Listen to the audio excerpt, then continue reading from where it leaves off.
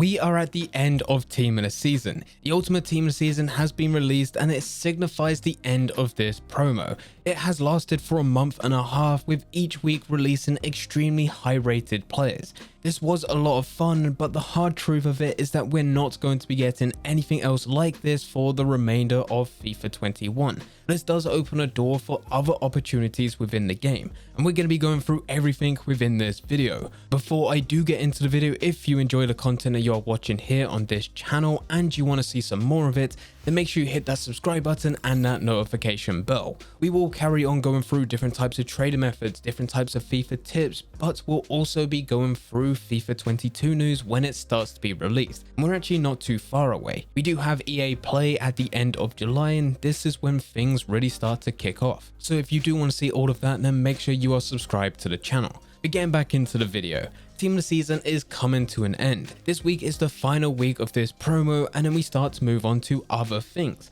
Unfortunately, those other things aren't as big as Team of the Season, as we are coming towards the end of FUT 21. We know next week the Euros will be starting. This is where we'll get promos such as International Man of the Matches and European Team of the Tournament. Unfortunately, EA can't do anything related to the Euros because unfortunately they do not have the licensing. We have covered this all in a previous video. After the Euros, which will be lasting just 1 month, we then start to look at summer transfers, and then we go into FIFA 22 news. And at the time of recording this video, FIFA 22 is only 3 to 4 months away, which is really not that long. That is just going to fly by. Once we start to break this down as the main promos that will be part of FIFA 21, you can tell that it's not going to be as big and it's not going to last as long as Team of the Season. Euros being the one that's going to have the most attention and the most hype, but as already said, FIFA do not have the licensing to incorporate any type of other game modes. It will just be international man and matches. So let's look at some things that you can do between now and then. The first thing and the best thing is building your dream team. This is because Team of the Season is normally the last market crash of Ultimate Team. We can check this by looking at previous FIFAs. If you log on to FUTBIN, you can actually look at FIFA 20, FIFA 19, FIFA 18 and go quite some time back. If you look at the highest rated players within each of those FIFAs, you can actually still check the player's price and how it's changed over that year for that FIFA. And what you'll notice as you go back through each and every FIFA is that it's always the same. Team of the Season is the biggest market crash, and then between this point all the way to the end of FIFA where we go into the next FIFA, it actually holds its value. In some cases, the players actually go up in price. So for the FIFA 20 Team of the Season, it started on April 24th, 2020. The week before, that's when the crash started, and this was where players started to quickly sell off all their players and all their high rated players within their club so that they can buy them back during the market crash.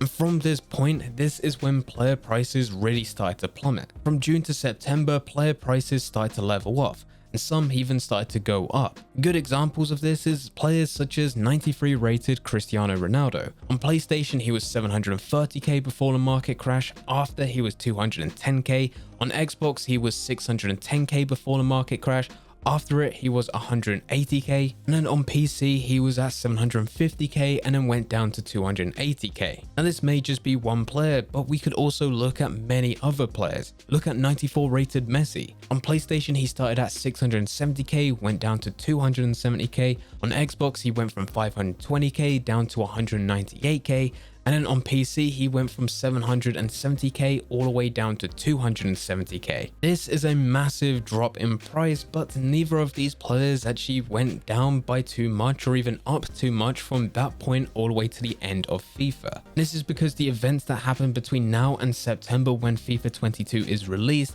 they are not enough to have a huge impact on the market for there to be a huge market crash. In fact, because of the people that get bored of the game and will eventually ditch this game, the players that they have within their account don't get automatically listed. So those players are always going to be taken away from the market, as they are always going to be part of that person's club.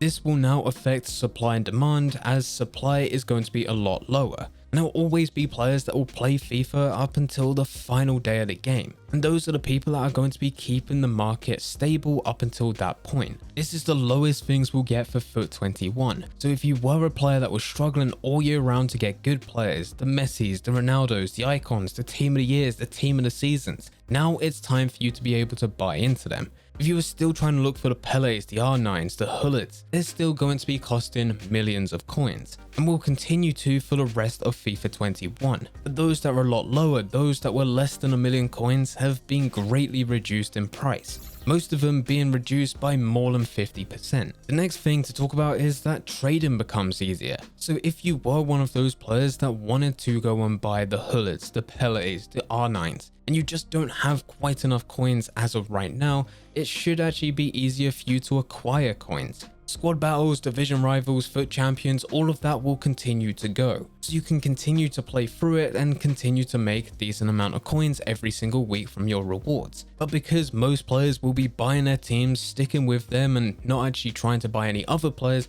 it opens the door for you to come in and buy the players and use them as trades. You can buy them much lower than their lowest buy now and sell them for a decent amount of profit. The last couple of weeks, for those that have been using a lot of the trader methods that I've been showing here on this channel, they've struggled, especially with bulk bidding.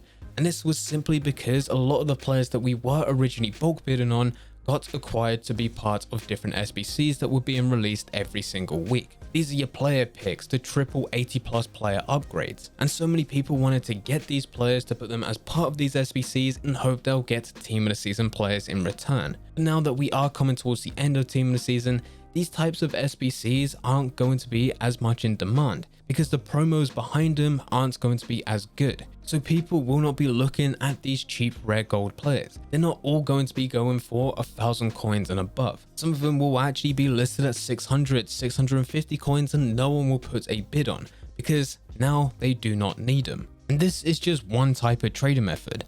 A lot of the other trading methods will also be working. You can start looking back at some of the old team of the week players and you'll find that they're going all the way down to the last 10 minutes before anyone ever notices that it's an absolutely amazing deal that can be bought and immediately relisted at a much higher price. Most of the trading methods that we have shown here will be working and they will be a lot better with the end of FIFA 21. So between now and the end of FIFA 21, it is a good idea for you to buy your dream team. Buy the players that you've enjoyed playing with the most throughout the year. Look at those that you've always wanted to play with but never had a chance to do so. Because there's honestly not going to be a better time for you to get these players as part of your club. There will be no more huge market crashes between now and the end of FIFA 21. There's going to be no huge major events or major promos. We look forward to the Euros, which should also be very fun, but because of licensing, EA are limited in what they can do. Not to mention that in the past, when we've had situations like this with the Euros, EA haven't released IMOTM matches that were higher rated if that player had originally a Team of the Year card or a Team of the Season card. And when there was over 100 different players that were added to this game over the last 6 months having extremely high rated cards, it does take up a huge amount of players within this game and a huge amount of players that will be playing within the Euros. And then once we get through the Euros, that's when we'll start getting FIFA 22 news, and then the last big promo to happen is going to be the summer upgrades. And summer upgrades are yet again not going to exceed the highest rated players for those that got team of the seasons, team of the years, high rated informs. These are going to be new versions of gold cards, which will now be the default.